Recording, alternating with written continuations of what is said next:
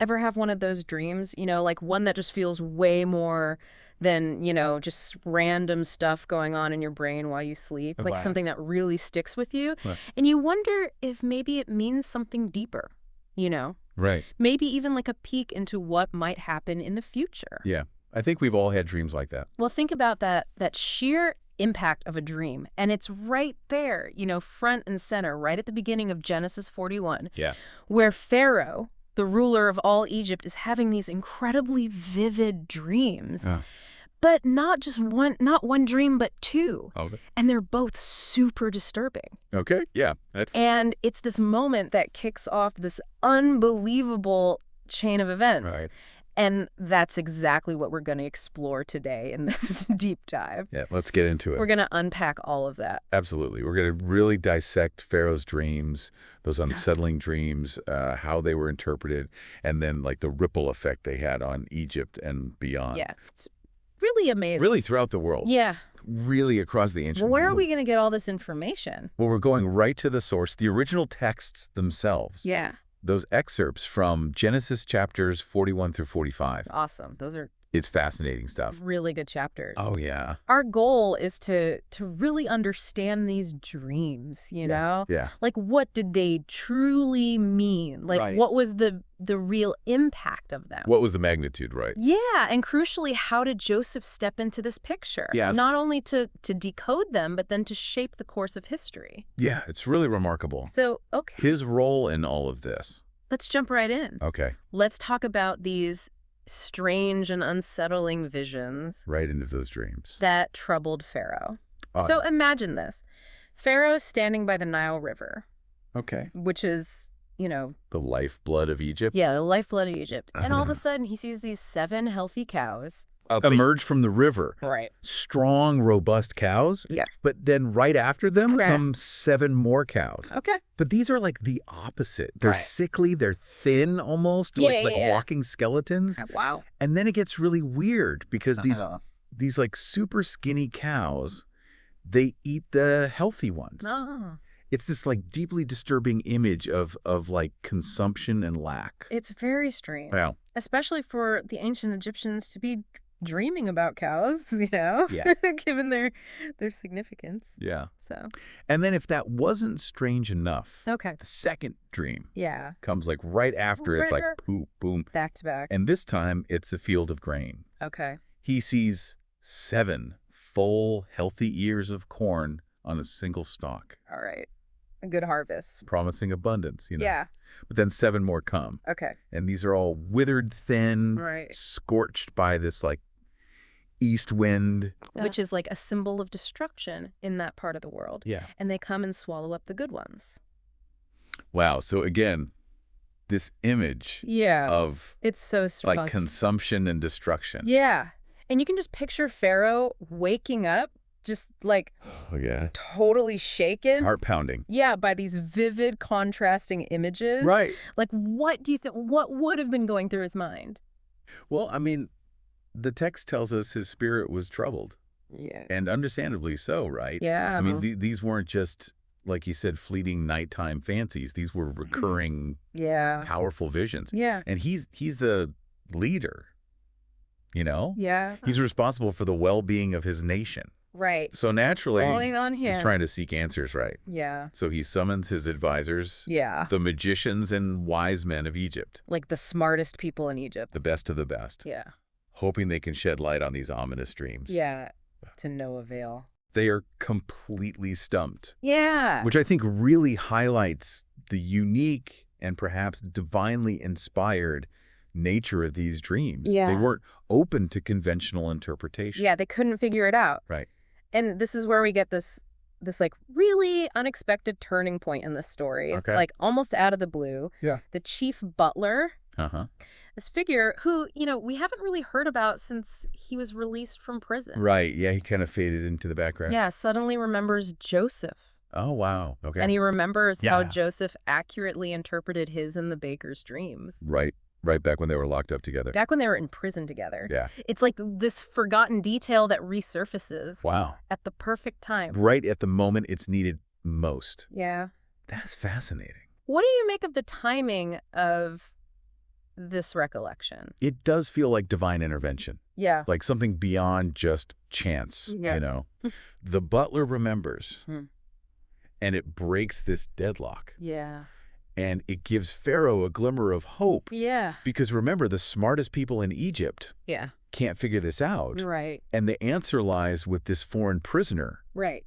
whose ability was kind of just demonstrated Yeah. in this like minor incident in prison. Yeah, it's kind of a Yeah. small potatoes thing. Yeah, it's like God is showing that wisdom and insight can come from the most unexpected places. Yeah, it's not always going to be It doesn't always look how we think it should look, right? the person with like Yeah. all the degrees or whatever. You don't always find it in the halls of power, right? Right. So Pharaoh, in desperation, Yeah. summons Joseph Okay.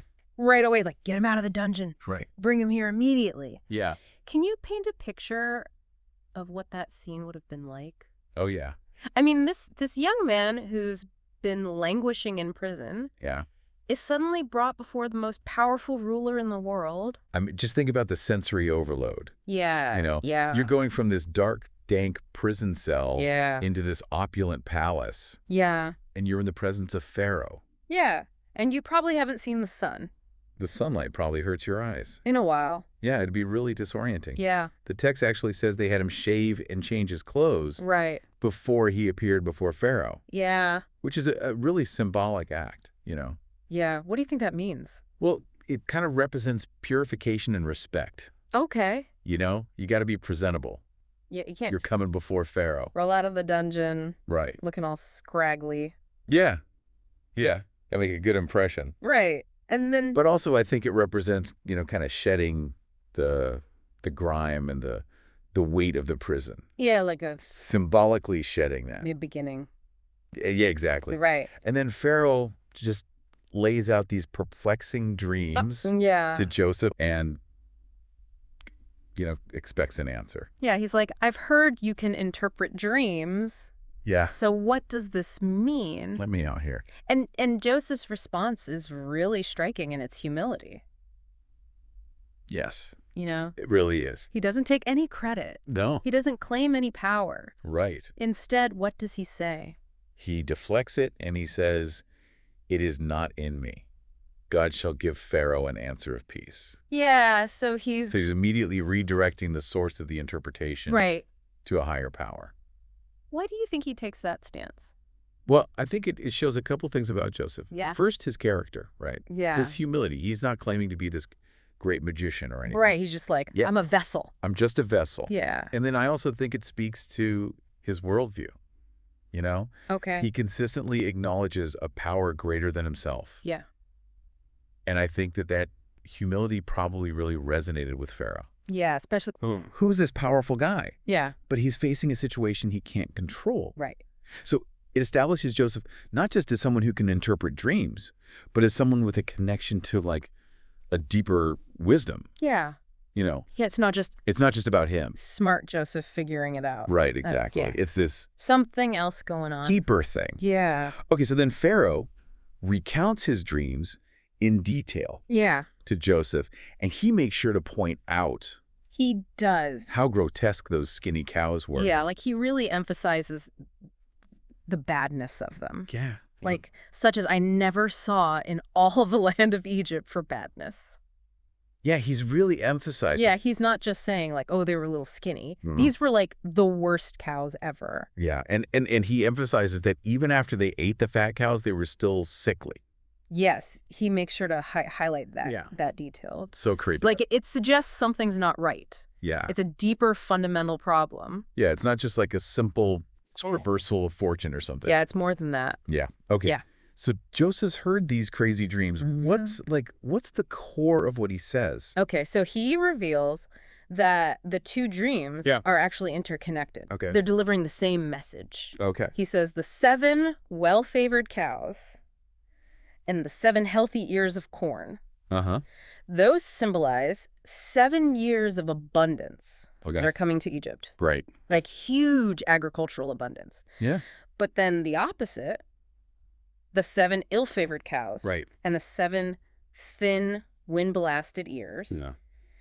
those foretell 7 years of severe famine. Okay. that will grip the whole land. 7 years of feast and 7 years of famine. Yeah. Like a huge swing. Dramatic swing. Right. Yeah. And Joseph gives a reason why Pharaoh had these two dreams. He does. That said the same thing. What Yeah. was that all about? He says that it's not accidental, Okay. the doubling of the dream. It's to emphasize the certainty of God's plan. Eh. That this is going to happen. Yeah. Like, It's a guarantee. yeah, it's not just like It's not a maybe. the suggestion. Yeah, it's like it's going to happen. Right. This is a divine decree. Yeah, it adds weight to it. Yeah. Right. Absolutely. But Joseph doesn't just give the interpretation and then walk out. No, he doesn't.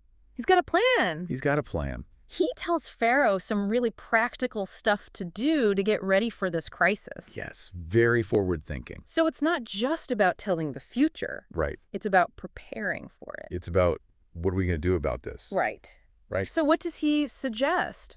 He tells Pharaoh to appoint a discreet and wise man Okay. to take charge of the entire land.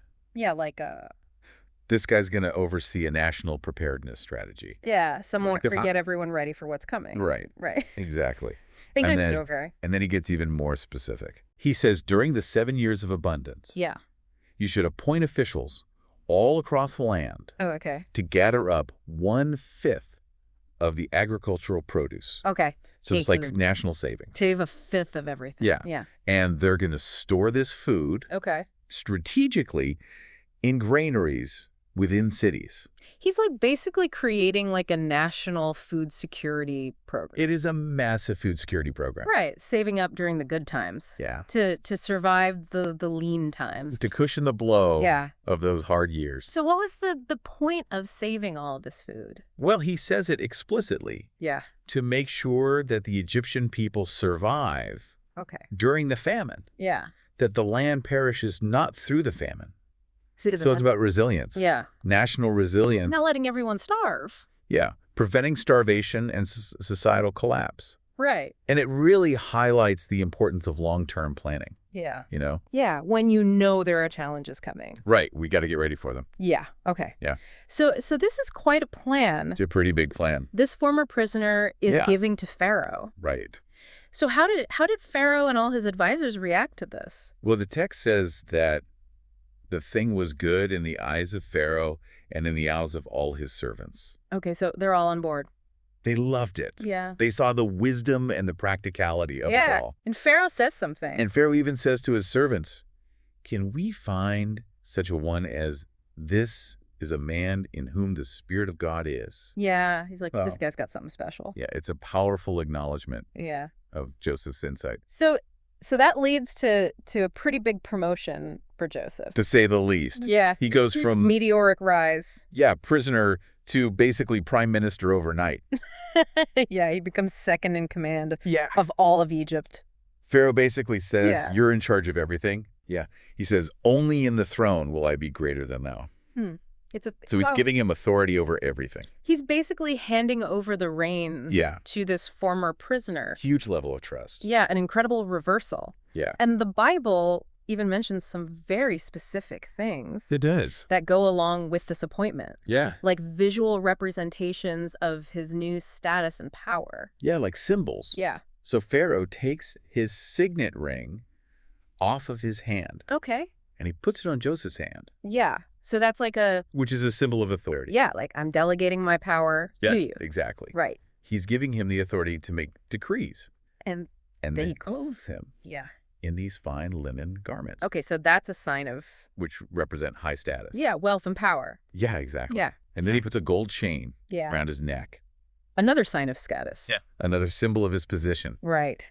And he even has Joseph ride in the second chariot, which is a huge honor. In number 2 chariot. Right, only Pharaoh's chariot is higher than that. And he has people cry out. Yeah, he says they should cry out, bow the knee, Yeah. He's like, proclaiming him as the ruler under Pharaoh. everyone, this is the guy. Yeah. Listen to him. Yeah, listen to Joseph. That's wild. It's a complete transformation. It is a complete transformation. Yeah. And he even gets a new name. Yes, he does. Right. He gets an Egyptian name. To further integrate him into Egyptian society. Yes, So, exactly. so what's his new name?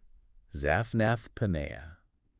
What does that mean? Well, we don't know for sure, Okay. but it's something like revealer of secrets or God speaks and he lives. Okay, so a very appropriate name. Yeah, a very fitting name. Yeah. And Pharaoh also gives him a wife. Yeah, he gets a wife. Asenath, Who's this? the daughter of Potiphera, Okay. who was the priest of Anat. So a high-ranking, So a very significant political alliance. yeah, a very strategic marriage. Right. So it's really interesting that the Bible even mentions his age It does. at this time, which is 30 years old 30. when he entered Pharaoh's service. 30 years old, and he's like the prime minister of Egypt. Yeah, just think about that. That's crazy. A 30-year-old running a country. Yeah. And it says that he immediately began traveling throughout Egypt, Yeah. overseeing the implementation of his plan. Yeah, getting everything set up. Yeah, he's not wasting any time. So the stage is set Right. for the 7 years of abundance. Yes.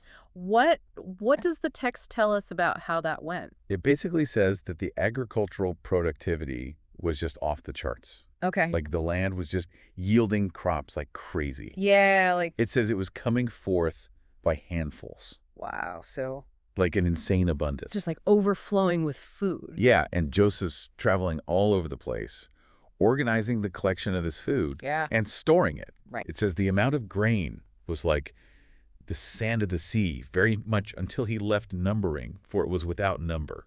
So like Like huge. we're talking huge amounts of grain here. A colossal amount. Yeah. Yeah. Okay. And during this time, we also get a glimpse into Joseph's personal life We do. because he becomes a dad. Yes, he has 2 sons, Yeah. and he names the first Manasseh. Oh, okay. And he says it's because God has made him forget all his hardship Okay. and the pain of being away from his family. Right. And then he names his second son Ephraim Okay. because God had made him fruitful Okay. in the land of his affliction. So these names really It's interesting, really. reflect on his own journey Yeah. of healing. It's like he's processing his experience Yeah. through these names. Yeah. So Right. then, like, clockwork, Yeah. the 7 years of abundance end, Right. and the famine begins. And the famine hits hard, Yeah. just like Joseph said. So, was God as said, he well, predicted. So how bad was this famine? bad. It was widespread and devastating. Okay, so It affected not only Egypt, but all the surrounding lands. like the whole region is in trouble. The whole region is hurting. Wow. But because of what Joseph did, Right. Egypt was ready. They had all that grain. They had all the grain. Yeah. So there was bread available throughout all of Egypt. Yeah. It's a testament to his planning. Yeah, it's pretty remarkable Yeah. that they were able to survive this. And when the Egyptians themselves started getting hungry, Yeah. Pharaoh told them, go to Joseph and whatever he tells you to do it. So Joseph's the man? Joseph's in charge. Yeah. He's the point person. And so Egypt becomes this place of refuge Yes. in a starving a world. beacon of sustenance. Yeah. Oh, yeah. And of course, word gets out Word spreads. and people start coming to Egypt People from all over. from all over to buy grain. Yeah. And that sets the stage for Joseph's brothers to arrive. Yes, it does. So back in Canaan, Jacob sees how bad the famine is, Uh-huh. and he tells his 10 sons to go to Egypt to buy grain. Right. He says, behold, I have heard that there is corn in Egypt. Get you down thither, and buy for us from thence, that we may live and not die. Yeah, he's like, we got to do something. Yeah, we're running out of options. We're going to starve. Yeah. But notice, One important detail is he doesn't send Benjamin.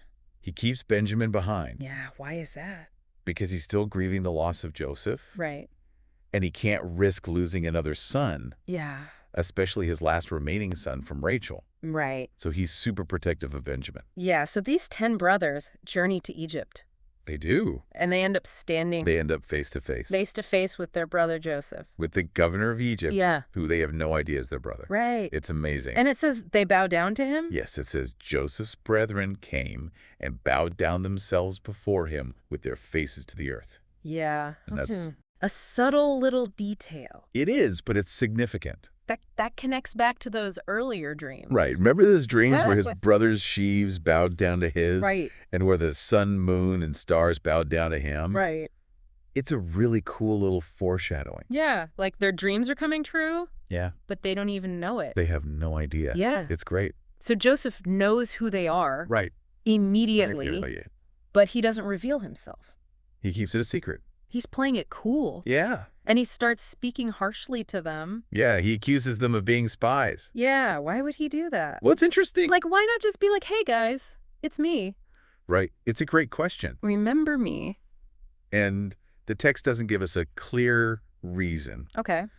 but I think there are a few possibilities. Okay, like what? Well, maybe you wanted to test them. Okay, yeah, like See, see if they've changed. Yeah, like have they changed since they sold him into slavery? Maybe he needed to find out more about his family. Yeah. Like, how's Benjamin doing? Yeah, he hasn't seen Benjamin in forever. Yeah, how's his dad? Or, You know, yeah. maybe accusing them was a way to get them to talk. Okay. Like a Yeah, a tactic to make them spill beans. strategy? Yeah. Yeah. Yeah. Yeah. Yeah. I mean, it's hard to say for sure. Yeah, we can only speculate. Yeah. but it But definitely. it's interesting to think about. Yeah, it raises some questions. Yeah. So the brothers. Yeah. Naturally. They're freaking out. Yeah, they freak out. Yeah. They deny being spies. Right. They're like, no. We are 12 brothers, sons of one man in Canaan. Yeah, and they say the youngest is with their dad, and one is not. Right. Not knowing that they're talking about Joseph. Right. They have no idea they're talking about him. Right. So how does Joseph react to that? Well, he's still suspicious. Okay, He doesn't let up. he doesn't immediately believe them. No, he doesn't. Okay. He says, you came to see the nakedness of the land. Yeah. Like you're scouting for vulnerability. we're looking for our weak spots. Yeah, basically. Okay. And he demands proof. Okay. He says, bring your youngest brother. Okay, so bring Benjamin. Bring Benjamin here, and then I'll believe you. As proof. As proof. Right. And he Yeah. throws them in jail? Yeah, to make sure they comply. Yeah. He throws them in prison for 3 days. That's rough. It's a pretty harsh move. Yeah. Yeah, But after those 3 days, it seems like Joseph changes his mind he does. about what to do. Yeah, he revises his plan. Okay, what's the new plan? It's okay. So he tells them, host.